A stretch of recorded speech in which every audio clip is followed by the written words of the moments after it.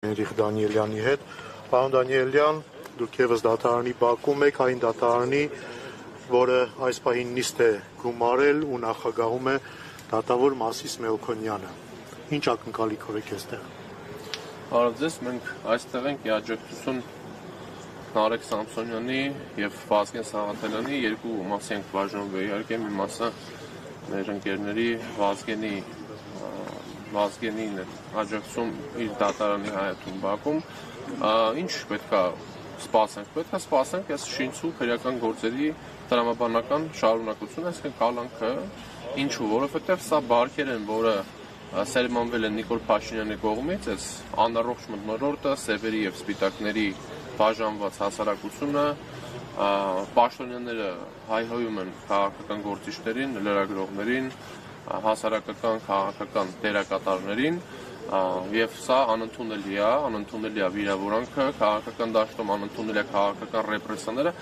պետք է արձանագրենք, որ Հայաստանում չկա խոսքի ազատություն, որովհետեւ տասնյակ են այն մարդիկ, ովքեր խոսքի համար բանտարկվում են եւ Նարեկը ու Վազգենը այդ բանտարկյալների շարքը համալրեցին, կան բանտարկյալների շարքում հոգևորականներ, քաղաքական գործիչներ, ազգային բարերարներ, ուղղակի համալրում են շարքը նաև լրատվական դաշտի ներկայացուցիչներին, ըստ էության հաղորդավարների, հասարակական քաղաքական գործիչների, բայց ըստ էության հաղորդավարների են տանում կալանքի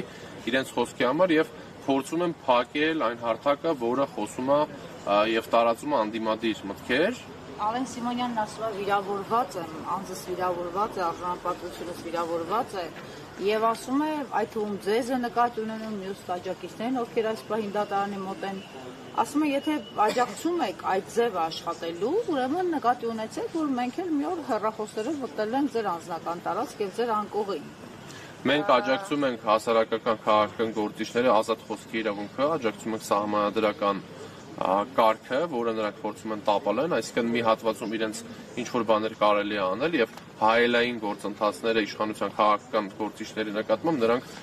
որակում են անընդունելի, նույն Ալեն Սիմոնյանը մարդկանց վրա թքելով, մարդկանց հայհոյելով խնդիրներ է փորձում լուծել, իհարկե դա անընդունելի է, դա բոլոր տեսանկյուններից է անընդունելի, բայց այդ անընդունելի բարքերը սերմանել են Ալեն Սիմոնյանը եւ իր նման քաղաքական գործիչները, ովքեր քաղաքական դիսկուրսը, քաղաքական բանավեճը,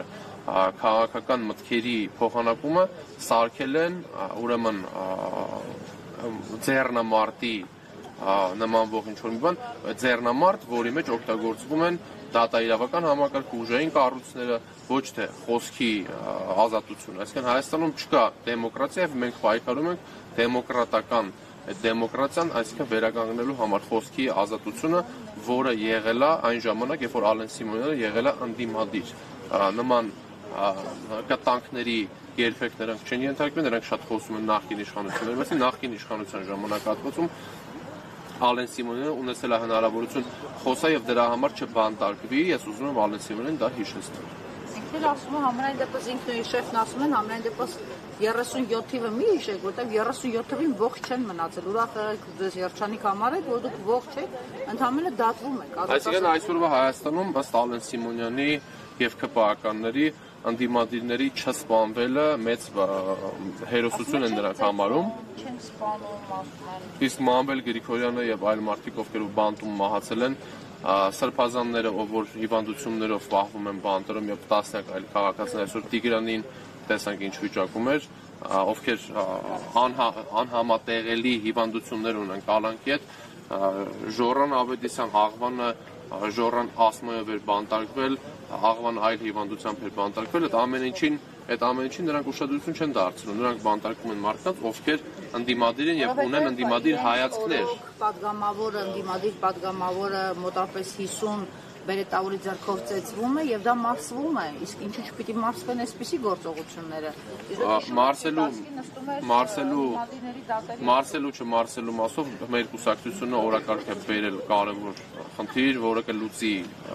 Հայաստանում այս անառողջ մթնոլորտը, դա իմպիչմենտի գործընթացն է, միակ լեգիտիմ հնարավորությունն է իշխանության փոփոխության, որի մասին տասնյակ անգամ խոսել ենք, թեև մեր իմպիչմենտի վարչապետի տեխնատուն եւս այսօր կալանավոր եւ քաղբանդարկել է համարվում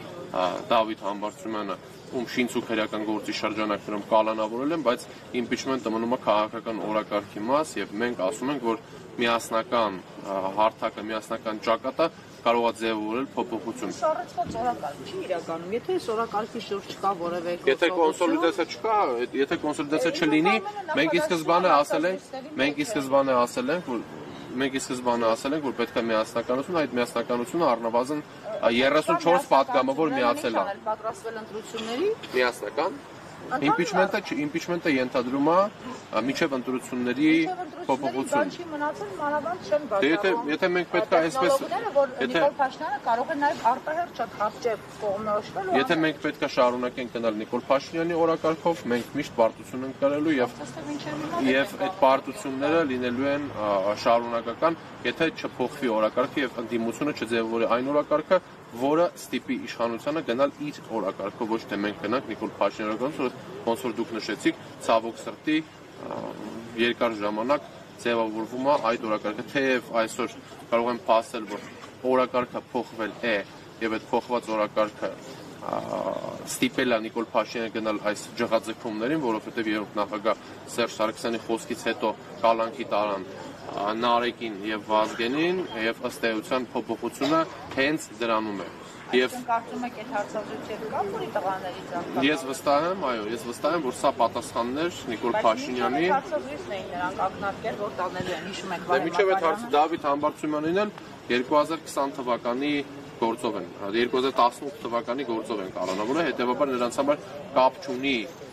էությունը գործի, նրանց համար կապ ունի ժամանակը, թե երբ իրենք կօգտագործեն, այո։ Այսքանն է, մենք աջակցում ենք եւ չենք ընկրկելու,